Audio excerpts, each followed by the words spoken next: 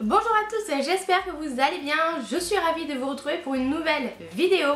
Alors avant toute chose, petite précision, ce sera sans doute la dernière vidéo que je vais filmer dans ce cadre, puisque comme vous le savez, je vais très bientôt déménager. Donc voilà, c'est la dernière fois que je filme dans cet environnement.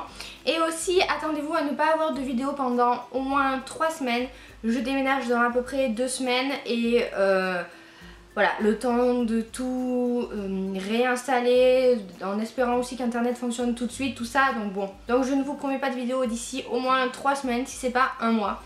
Voilà, je vais faire mon maximum, vous le savez, mais on va dire qu'en ce moment c'est un petit peu compliqué. Et si jamais vous avez envie d'avoir de mes nouvelles pendant ce laps de temps, vous savez que vous avez les réseaux sociaux pour me suivre, j'y suis un peu plus active et des fois je vous montre les travaux, ou voilà, je vous parle de choses et d'autres. Donc voilà, n'hésitez pas à me suivre. Et sur ce, on passe au vif du sujet. Alors j'ai fait cette vidéo parce que je n'ai absolument pas du tout le temps de lire en ce moment, vous l'avez compris. Et je suis hyper frustrée. Et donc j'ai une pile à lire qui est juste immense, qui ne cesse d'augmenter. Et j'arrive pas à lire. Alors qu'il y a des livres qui me tentent depuis hyper longtemps, ou alors que j'ai acquis récemment et que j'ai trop envie de lire. Du coup je me suis dit que ça serait sympa de vous faire un top 5 des livres dans ma palle qui me tentent le plus et que je compte absolument lire d'ici cet été. On va commencer tout de suite avec le numéro 5. Il s'agit d'un roman que j'ai depuis quelques mois, si c'est pas presque un an, dans ma palle. C'est Bossman de V.E. Kielland. Je ne sais pas grand chose de cette romance, c'est de la VO et la seule chose que je sais c'est que ça parle de romance au boulot, que c'est à mourir de rire et voilà, moi vous savez qu'il ne m'en faut pas plus. Donc je me dis que c'est une très bonne lecture pour cet été. L'été, je suis en vacances, j'ai plus de temps pour lire des VO. Donc voilà. En numéro 4, on retrouve aussi une romance, mais cette fois une romance historique. Il s'agit de Un goût de paradis de Julia Quinn. Donc le premier tome de la série Le Quartet des Smith. Julia Quinn, en fait j'aime beaucoup cet auteur, j'avais adoré Les Carnets de Miranda et aussi le second tome Mademoiselle la Curieuse, qui sont en fait deux premiers tomes d'une trilogie. Le troisième tome n'est jamais sorti chez J'ai lu, c'est vraiment dommage. Et il me semble que c'est dans cette série qu'on parle de la famille des Smith, qui sont des jeunes demoiselles qui n'ont aucun talent musical et qui à chaque fois se retrouvent dans des soirées à devoir jouer de la musique et c'est juste un calvaire pour tout le monde. Et là c'est enfin leur histoire. Donc voilà, déjà ça c'est sympa. Et puis pour tout vous dire, je ne sais pas réellement quelle est l'histoire. Je pense que c'est une jeune fille qui doit se marier, d'après ce que j'ai compris, et puis voilà, il va y avoir une entourloupe, mais je veux pas savoir, vous voyez. J'ai envie de rentrer dans le livre en me disant, allez c'est bon, je me prends ce roman parce que c'est du Julia Quinn quoi, et que j'ai envie de lire une romance historique. Donc ça par contre ça sera très vite lu et assez rapidement, j'espère, parce que bon, comme je l'ai reçu au service presse, voilà, il faudrait quand même que je le lise rapidement. En numéro 3 de ce classement, nous avons, on va dire, de la fantaisie avec un mélange de romance. Il s'agit de Déraciné de Naomi Novik. Bon, celui-là je l'ai eu pour mon anniversaire. Je m'étais dit, oh là, faut tout de suite que je le lise parce que j'ai trop envie de le lire. Je l'ai toujours pas lu. Mon anniversaire c'était en avril. C'est l'histoire d'un village où il y a une sorte de... je sais pas, il s'appelle le dragon, je pense que c'est un sorcier qui protège le village. À la condition que tous les 10 ans, le village lui donne une jeune fille. Et voilà, l'histoire va tourner autour de ça, ça va être le tour de Agnieszka qui va être choisie pour partir avec ce fameux dragon dans son château. On dit que c'est une réécriture assez lointaine du conte de La Belle et la Bête.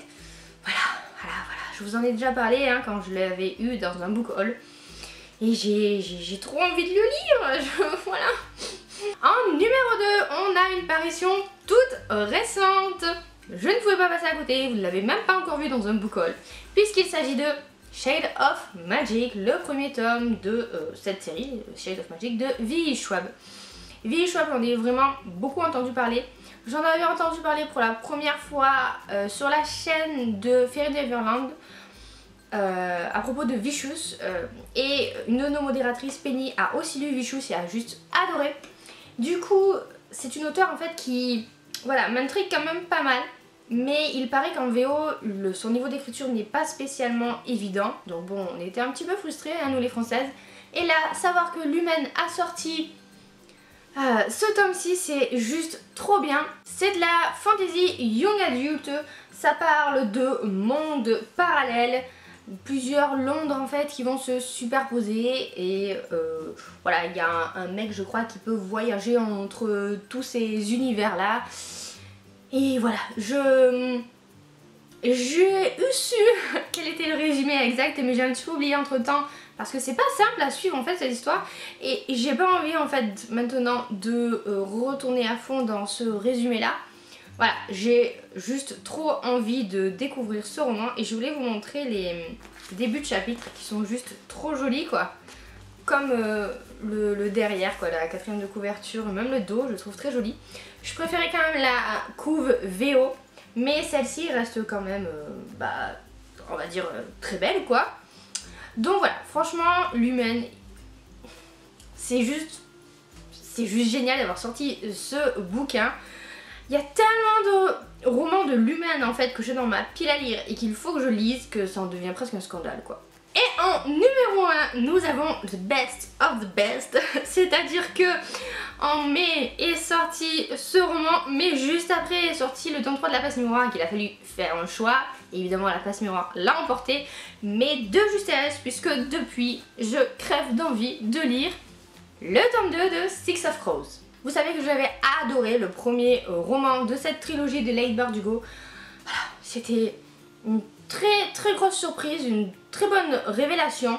Et là j'ai juste trop envie de lire ce second tome, surtout quand je sais que c'est la fin quoi, c'est une duologie, donc voilà, j'ai trop envie. On laisse les personnages dans une certaine situation à la fin du tome 1, que je me rappelle assez bien pour une fois. Donc j'ai trop envie de savoir ce qui va se passer, de lire cette suite, mais j'ai pas envie de la lire à l'arrache. Du coup je l'ai gardée pour cet été, parce que c'est le genre de roman dans lequel on a besoin d'être vraiment plongé dedans, d'avoir du temps pour le lire. Pas parce que c'est long, parce que c'est chiant, mais parce qu'on n'a pas envie d'être interrompu dans notre lecture. Vous voyez ce que je veux dire?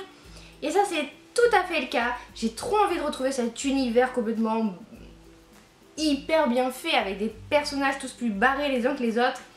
Voilà, vous savez que c'est de la fantasy young adulte, là encore, que c'est l'histoire de 6 méchants, vraiment méchants, qui vont devoir s'associer pour faire une mission. Et voilà, on les laisse dans une situation un petit peu pas évidente quoi. Et j'ai trop envie de les retrouver. Donc voilà pourquoi je l'ai mis en numéro 1. Et voilà, on en a terminé avec cette vidéo. J'espère qu'elle vous a plu, hein. J'ai essayé de changer un petit peu par rapport aux vidéos que je fais d'habitude, ou du moins de vous proposer un nouveau thème. Si ça vous a plu et que vous souhaitez que je refasse ce genre de vidéo de temps en temps, n'hésitez pas à me dire en commentaire d'ailleurs. Et sur ce, moi, je vais vous laisser. Comme je vous le disais, je ne sais pas réellement pour combien de temps je vous laisse, mais on se retrouve sur les réseaux sociaux. En attendant, souhaitez-moi bon courage pour la fin des travaux et le déménagement. Je vous fais plein de bisous, je vous souhaite de très bonnes lectures et à bientôt dans une prochaine vidéo. Julia Quinn, j'aime beaucoup cet auteur. En fait, j'avais adoré... Oh là là, comment ça s'appelle déjà? Mince, il y a un trou sur le titre. Les carnets de Miranda.